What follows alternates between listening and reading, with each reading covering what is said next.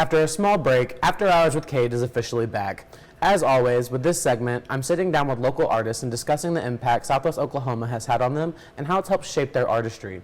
For this edition, I sat down with someone you might already be familiar with, Dani Carson, a local musician from Lawton who performs all over Oklahoma with both original music and covers.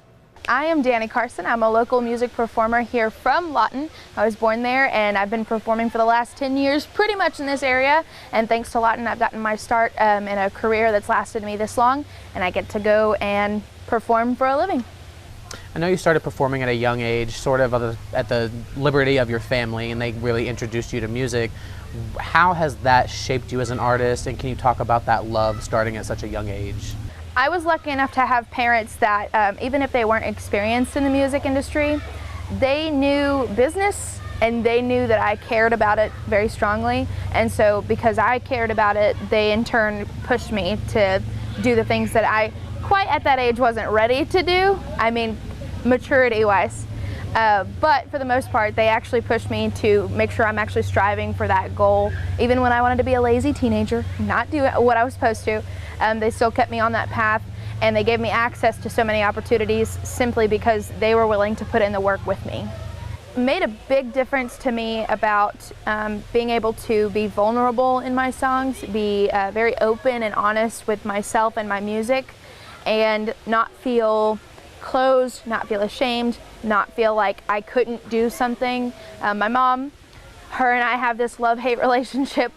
We get on each other's nerves all the time, but we also love one another very strongly. And she's always been the first person that when I would write a song or when I would learn a new cover, I would go to her first before showing anybody anything. And she was kind of the first judgment to know if something was good or not. There's actually a song called Dani's Song. I think it was by Chris Christopherson. And I can remember the first several times I was learning to sing that song, she told me, "Dani, I don't think that's a good idea you sing it just yet." And now that I've grown and I've gotten a lot better in my craft, she's definitely a lot happier with the fact that I let it kind of simmer, if you will. So thanks to her and thanks to my family being so supportive, it's definitely encouraged me to be open and honest with my music and to strive for greatness, truly. Ain't no one gotta know, so hush, don't tell.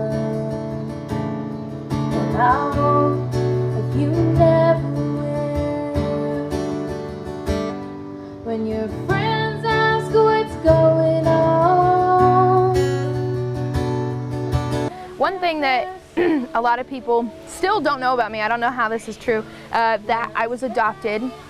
And I wasn't adopted until I think I was about 14 years old.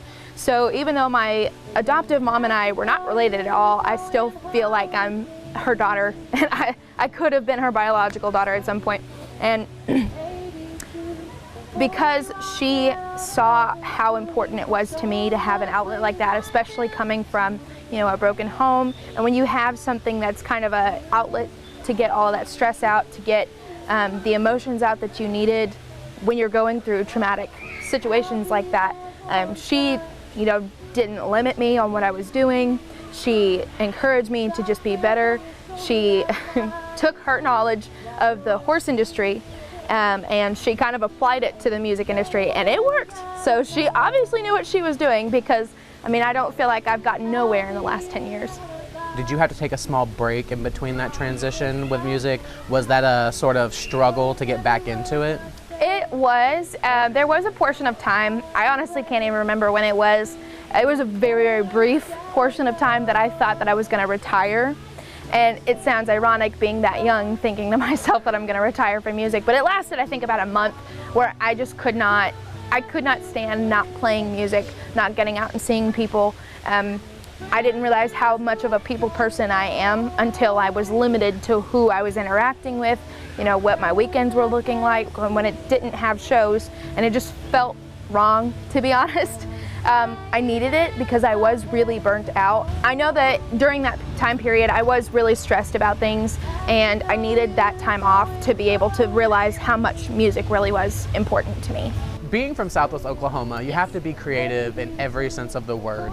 How do you go about your creativity, and how would you say growing up in the area of Southwest Oklahoma has had an impact on how you grow? Well, the most noticeable is my accent, for sure. It comes out even when I don't realize it.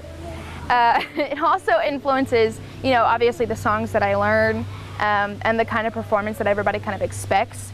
I'm obviously not a rocker. I think you can kind of tell. I know a lot of rock friends, Justin, but I don't do a lot of hard rock in that sense. But I do like to do some things that are classic rock, if you will. But most of the time it's all country, because we're from Oklahoma. We're from Southwest Oklahoma. It's kind of what everybody knows. And as far as being creative, maybe in my music, you know, I want to have something relatable to everybody. And most of the time it's going to be about something that can relate to this area specifically. I stopped to see a weeping willow crying on his pillow. Or maybe he's crying for me. And as the skies turn gloomy, the night winds whisper to me, I'm lonesome as I could be. I go walking after midnight, out in the moonlight, just like we used to do. I go walking after midnight, searching for you. I'm always walking after midnight, searching for you. I'm lucky enough to have some really outstanding performers to actually work on my craft with, like Joe. I for some reason his name's blanking on me right now, but Joe has helped me. He and I just released a song. Oh my goodness, I can't say. Yes, thank you. Oh my gosh, I could see his Facebook page, I swear. Yes, him and I just released a song together, and it's taken me some time. Like, I can't really have the time to write my own music right now between working as much as I am. So they were giving me a really good excuse to just do some writing, to just do something with the music that's not just sit down and learn a cover tune, right? And so thanks to resources and people like that, you know, I've been able to work on specifically original stuff and try to come up with things that are catchy and things that kind of get stuck in your head, hence the song Pay My Bills. That definitely came in handy to get to talk with people who can come up with stuff like that. And I hope that I can write a song like Pay My Bills again. Maybe it just has to wait till Christmas. I don't know. But as far as other things like that, I mean, I really want to credit the other musicians that have been helping me and partnering with me. Alan Biffle and I had been talking about doing a music video together, and that's something I haven't even done in a really long time, and I know I need it. I want to thank Summer Weaver. She's one of my social media reps and managers. She helps me tremendously keeping myself on top of things. I mean, there's so many of them, and honestly, it's hard to come up with all the names at the time, but just want to thank all of the local musicians, because once we get together and we do things together, it becomes a beautiful thing. And it's important to give those people a shout out, because we all have people in our corner that are really just making it possible to do what we do, especially social media. Shout out to her, because that is a whole different ballgame. There's a reason why I have always said, not always actually, recently I have started saying that anybody out there in this industry needs to have a social media manager. Yes, you can be the person making your own flyers, but you don't do it nearly as well. It's kind of like a jack of all trades is a master of none. Now, I know that's not the entire quote here. I'm putting that out there, but I do know that it's true. Like, you only have bits and pieces of stuff. You can't really hone in on your craft if you're trying to spread yourself thin. And so it really helped me a ton having somebody working my social media that way. Well, especially because you kind of talked about it and working quite a bit, you know, with 4 jobs. Yes. How do you find the time to write original music? I know that you've been taking a little bit of a break. Yeah. How do you figure that into your schedule? So I call it a break, but it's actually from the lack of time, being able to sit down. And it's not, you know, a lot of people probably think, well, you could just, once you get home from work and you're relaxing, all you have to do is just sit down and grab your guitar and do something. Well, that creative process doesn't come from just sitting down and starting to do it. Like, your brain has to be in that mode to get creative. I'm in a situation that I'm having to be formal. I'm in a receptionist job, so it's very technical. There's not a lot of room for creativity. It's all very specific, and you have a job to do, and you're going to do it, right? And it's really hard to get yourself out of that mode in order to sit down for 2-3 hours when your head's not already hurting and then try to come up with something creative too. On top of that, I haven't even had a lot of time to rehearse my songs, you know, just cover stuff. So my calluses are actually not built up anymore in my fingers. So now I'm having to rebuild calluses when I go to shows, and recently I'm trying to pick up on all of my shows and do more. So my fingers are definitely feeling the woes of that. Does that affect your playing at all? A little bit. It causes me to be a little bit more uncomfortable while I'm playing, and in turn that's going to make me want to either take more breaks, or it's going to make it harder for me to do my full best performance for somebody. And I don't ever want somebody to pay for my time and have me coming and spending all that time with me, and I can't give them, you know, my 100% best.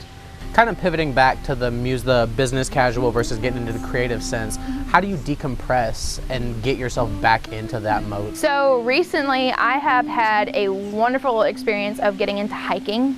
I'm lucky enough to have Wednesdays off of my full-time job. I still work my other 3, but when I do get a chance to, recently I've been going early in the mornings on Wednesday mornings, and I'll come out to the refuge, and I'm going on like 1 to 2 mile hikes most of the time.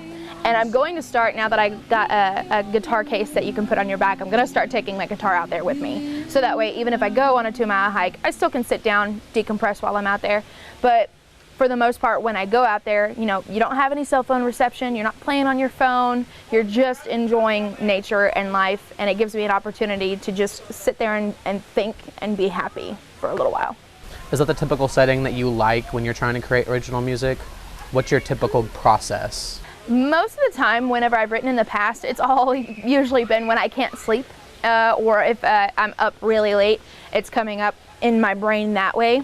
But recently, with the exhaustion of working the amount of times or the amount of hours that I am, I'm getting plenty of sleep. Don't you worry about me. But in that case, you know, I have to come up with a different means to get that original music out, since that's not my typical.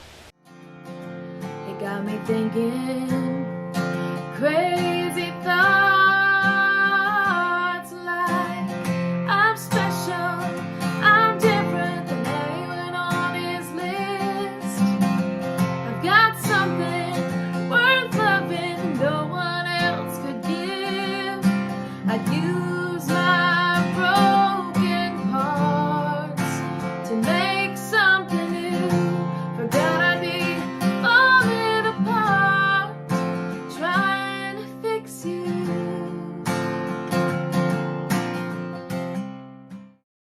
As busy as you are, you're still touring the area quite frequently. You're literally, I feel like I see you on Facebook every week. You have 3 different performances. Yes. You're constantly going around. What is your view on the current music scene here in Southwest Oklahoma? I personally, it's been really hard for me to keep up with everybody in the same sense. I do know that the summertime can be a really good thing and a really bad thing, mainly because bars right now suffer, honestly, because everybody's out of the lake, everybody's going on vacation, everybody's going out of town. And although I don't blame anybody for doing that, you know, enjoy yourself, it does take a toll on the music industry, because bars are definitely the #1 places that hire us. And when they don't have a reason to hire live music, we're kind of out of a job.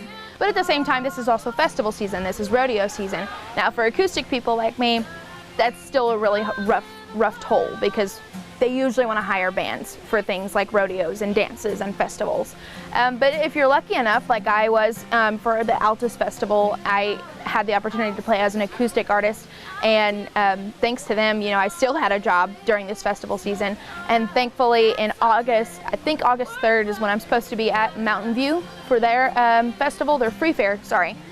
So things like that, they keep us going through this portion of time. But for the most part, I'm just proud of everybody I've been hearing a few new names, and I'm really proud of people who are getting out there and trying to get into this scene, especially right now. I don't know what it is, but it feels weird to me. Maybe it's just because I'm old and I've been here for a while, but I'm just really proud of people who are trying to get out there. They're trying to start their craft, even if they're not young like when I was starting. You know, a lot of older adults have been trying to get into it too, and that's a really, really good thing and something they should be proud of. I think you highlight a crucial point of here, the music aspect here in Southwest Oklahoma is the lack of venues. Yes. You know, we have bars galore, but when it comes to actual music venues or areas where artists can go play, we're really lacking in that aspect. Right. Where do you kind of like make up for that? So this is kind of a debate, if you will. It's a very long-standing debate in the music thing. And I'm probably going to catch some slack for this, but Ooh, what is it? So a lot of people will say that music industry suffers because you shouldn't settle for less than you're worth, right? A lot of times, a lot of venues will offer you $100 to go play for 3 hours in the sun. You provide your own sound equipment, and you get tips, right? To a lot of other musicians, that's not worth it at all. And unfortunately, because of after COVID, everybody's suffering financially, socially. There's a lot of suffrage going on for them. And it's hard for a lot of venues to afford really, really good musicians if their prices are $500 or $600 for a 3-hour show. Now, I'm not saying everybody should drop their prices, but I am one that I learned the best way possible that you take up every opportunity. You know, you don't say no when your goal is to get out there. Your goal is to make a name for yourself. If you want to make money in it, that's absolutely the way you should go. Don't go any less than what you're worth. But if your goal is to try to pursue a career that's going to last you longer, that's going to get you into crowds that's not just your hometown or not your surrounding area, you can't do that. You can't turn things away because it's less than what you would value yourself at. In fact, one of the places that I've recently started going towards is Shakespeare Winery. And when I play there, I'll put it out there now that they don't pay, right? You play for tips. I have never walked away from there with less than what at least my expenses were, because they've always done their due diligence to help us. They've always, made us feel extremely welcome, and they're one of the only venues out of all of the venues, even the ones that pay $300 or $400 for you to come play, they will never step out into the crowd and say, hey, these guys are spending their time, their craft with you, why don't you tip them and make them feel welcome. DJ at Shakespeare Winery always does that every single time in order to make sure that we are taken care of. And unfortunately, when they feel like they're just paying for your time, sometimes that's not something they think is a need. And you might not get everything that you're expecting to get with a $300 show, right? Sometimes you get better care whenever somebody's paying you $50 or $100. So I think everybody's standards being so different, one side thinking that you can't get any less than what you're worth, and other sides thinking that they just need to play however long that they want for however much that they want, it really makes it hard for venues to try and book consistent, like without having the same 4 people playing that venue, if that makes sense. Yeah. Was it hard for you to get out of that mentality, and like, did you have an inner struggle where you were like, I'm not respecting myself if I do this, I'm not respecting my artistry? Did you have to like try and overcome something like that? In a sense, I do know, especially when I was first starting, that was kind of my live by motto. And it's true, because you're first starting, you need to make a name for yourself, and there's not, I think the saying, we pay our dues, is very important, okay? And if somebody hasn't been in the game for more than 6 months, let's say, personally, even if they're really, really good, they haven't put in the amount of time, the amount of work, the amount of effort that you have to build relationships with your crowd, with your audience, to get them to start taking you or come to your venues, even if they're 2 hours away, or consistently come to each and every time that you're in Chickasha.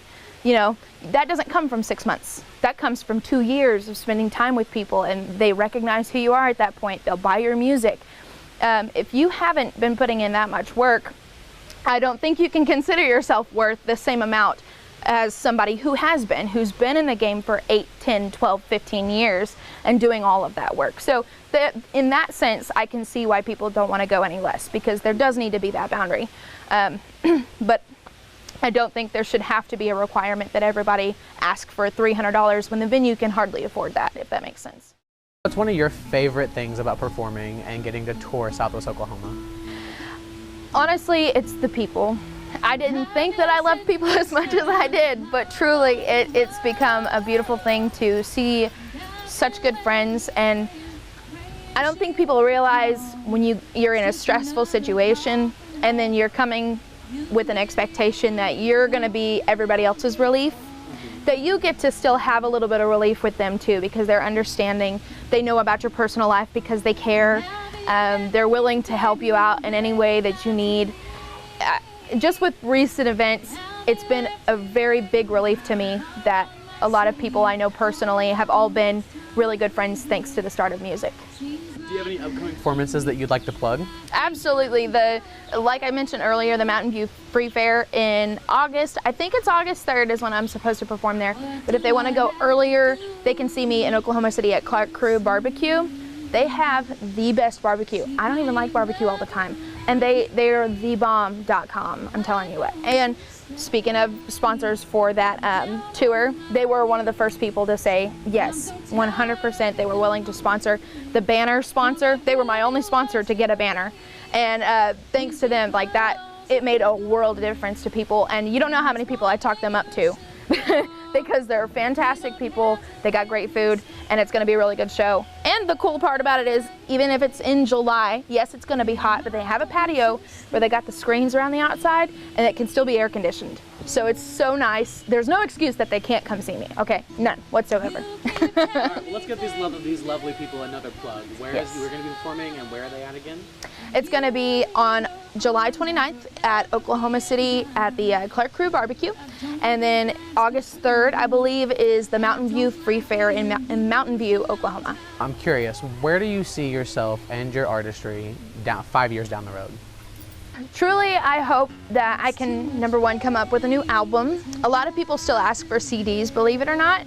I would still like to invest in another CD, if you will, but just another album is what I'd like to do. And I do hope that at some point I would like to be able to have shows so regularly that I can go to 2 part-time jobs and have that one as my full-time again. We'll see if it pans out that way, but that's kind of where I'm headed. 2 wrongs never make a right. I should never need an alibi. I have no excuse. I shouldn't love you, but I do. I shouldn't love you, but I do. Even when you're bad for my health, I play to a different tune. Even when you aren't around, I drum to a different beat. Since you swept me off my feet, now I feel so brand new. I shouldn't love you, but I do.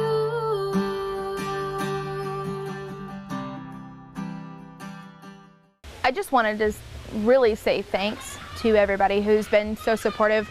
Right now is a really different time for me with my focus being on these other jobs and my horseback riding stuff going. So my music has not been 100% best on my part, and I'm working to change that, definitely. And especially with the festivals and stuff I've been doing and the places I've been playing, people have been nothing but supportive of me. And putting up with some shenanigans at some of these shows, I will 100% admit that it's been funny. I hope you guys go to some of them. But yeah, thanks to a lot of these people who've been doing so much for me. Specifically, I want to thank Shakespeare Winery. I really want to thank Joe Hopkins because he's been giving me a lot of opportunities to sing other songs. I want to thank those at the Clark Crew Barbecue for booking me so far ahead of time. And I want to thank all of the venues specifically for booking an acoustic artist like myself. Yeah, I really do appreciate all of them. Before we go, where can people find you and your music online? Dani Carson Music. I spell it weird because I am weird. It's DANICARSON Music. I'm on YouTube. I'm on Apple Music. I'm on Facebook, Instagram, kind of all of the social medias besides Twitter. Don't have a Twitter.